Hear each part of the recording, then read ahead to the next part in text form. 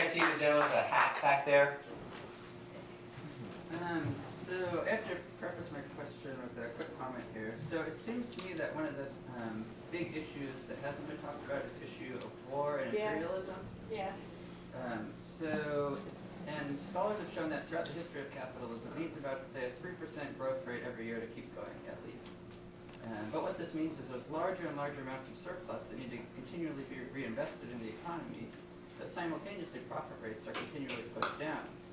So what this pushes, then, is for states to mobilize their militaries to go to other countries around the world to open up new outlets for surplus expansion.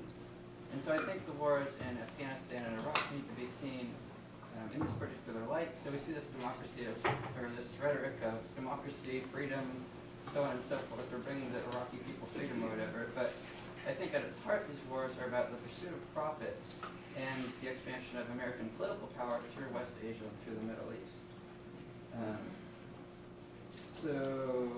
And in this light also, U.S. attempts to build a successful state, particularly in Afghanistan, have basically completely failed.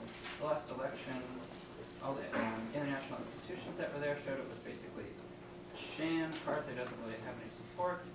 And this is in part, I think, because U.S. foreign policy makers have been very belligerent and have had no conception of the cultural or political history of Central Asia. So given this, my question is then, where do you think we should go from here with these wars, particularly in, say, Afghanistan? Should we send more troops? Should we pull the troops out? And secondly, if you have any general thoughts on the relationship between capitalism, war, and imperialism, I'd like to hear what you think. Do you want to go first? You go first. I'll go first? Okay. Well, I think he raises a lot of good points. That's actually one of the questions I wanted to ask is, the Tea Party says big government is one of the big problems. You've been saying that all day, but it doesn't seem like the Tea Party complains when there's big military, like when our taxes go to the military. There's $1.47 trillion that's spent on military all around the world, and the U.S. is half of that. The U.S. in recent years was spending more on our military than all the other countries in the world combined. So that's big government if I've ever seen it. And I want to hear where the Tea Partiers protesting that. And similarly, the Patriot Act is kind of off topic, but the Patriot Act that Bush passed is also big government, as an intrusion on civil liberties. Like the government can wiretap people they deem as potential terrorists and check their email. And that also is a huge intrusion of civil liberties and freedoms. I actually genuinely want to know, how can you justify that? It doesn't make any sense to me. But in terms of Afghanistan and Iraq, I say bring the troops home. I think the U.S. is not...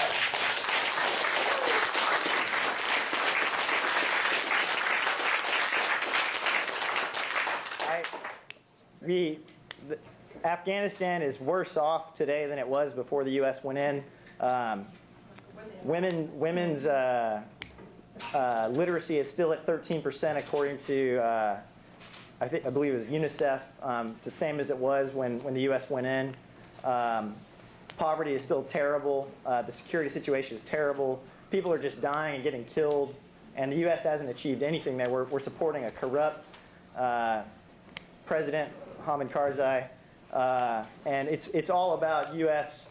Domination of Central Asia and control over oil in the Middle East. And it was originally about just slapping back after 9/11 against someone, and they picked Afghanistan. So I don't think it's a good use of our big government. I'd rather see our big government going to health care for everyone and living wage jobs. But I'd like to hear what you think. Yeah. Well, it's interesting because people have this perception of the Tea Parties as like some monolithic group of people that move in some herd together. And the Tea Party is made up of many different people, and a lot of them are libertarians and Ron Paul Campaign for Liberty people that are extremely anti-war. And in fact, one of the girls that I've worked with before, she's from the Young Americans for Liberty on the UW campus, which is the Youth Campaign for Liberty group. And I got an email from her. She was advertising an anti-war march that was happening, I think, sometime last year. And she said, now remember, these are a lot of socialists, and we totally disagree with them on the whole capitalist and free market thing, but we're with them on this issue. So don't get into a debate. Don't talk about the other stuff. Just we're a coalition here, or so we'll just be here for that issue. So I thought that was funny. She was like, don't talk about the other stuff. We're just in it for this. And so that's one thing, is that you'd have to go through the entire Tea Party movement and ask each individual what they thought about everything. I personally believe that government exists for very few things, and one of those things is defense, because that government must have a monopoly on force. If government didn't have a monopoly on force, we would have roving gangs of force peacekeepers, somewhat, and they are part of that defense.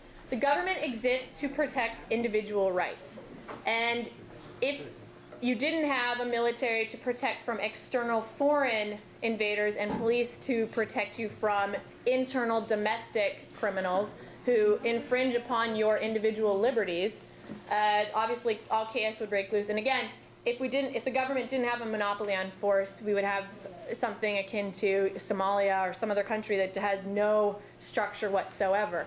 So one thing I do believe is that government should use taxpayer money to provide a defense. Now, you can get into the whole debate then. Obviously, that's the debate, is whether or not the wars in Iraq and Afghanistan constitute any sort of national defense. I supported the wars when we first started. I'm looking at them now, and I'm not saying that I want the troops out. My sister's in the military, and so is her husband, and she could be deployed any day now. So obviously that makes it more personal. But I don't believe that if we are going to keep the troops there, that we should keep them at such a small level. We either need to get out or we need to support them, because I refuse to have the men and women over there with no adequate defense and no adequate numbers to be able to defend themselves. So, I'm going to be honest. I'm in the middle of some soul searching on that, and I'm not afraid to say that as far as the war issue goes. But technically, I do believe the government, that is the most important function of the government, is a national defense and a military. 700 military. Well, again, that's something. That's something. Now that I've met so many Ron Paul people, I'm like, well, hey, maybe I'll take a look at that again. I'm not opposed. That's the thing, is I'm not opposed to taking a look at things and to reassessing my point of view on things. And I think that's, but I would ask you. I guess that's my answer in a nutshell. Okay, before